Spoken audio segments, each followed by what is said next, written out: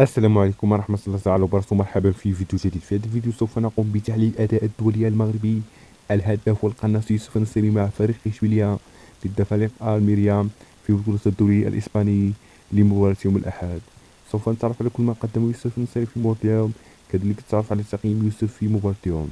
قبل بدء في التفاصيل والدخول في الموضوع، أتمنى منكم ألا تنسوا الاشتراك لايك في الفيديو لكم جديد ونبدأ كل عام.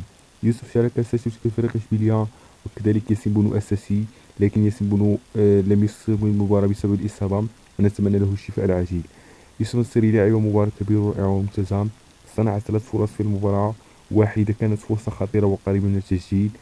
معدل التمريرات وصلت إلى 89%، المراوغات إلى نسبة 100%، وحصل على خطأين. على المستوى الإحصائيات فهي ممتازة. صنع 3 فرص في المباراة. للأمانة قدم مباراة كبيرة ورائعة وممتازة، على الرغم أنه لم يسجل أو لم يقدم تمريرة حاسمة، لكن كان واحد من نجوم إشبيلية في مباراة اليوم، وكان يقوم بأدوار مهمة في مباراة اليوم. كذلك المساند الدفاعي الذي يتميز بها النصيري، وهذا شاهدنا في العديد من المباريات مع المنتخب الوطني المغربي وكذلك مع نادي إشبيلية. أداء ممتاز، وتحصل على تقييم 7.3 كتقييم على أدائه وعلى مردوده.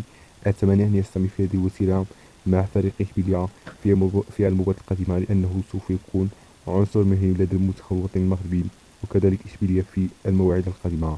وكذلك نتمنى السلامة للدولي المغربي الآخر ياسين بونو بعد تعرضه للإصابة اليوم، وإلى اللقاء.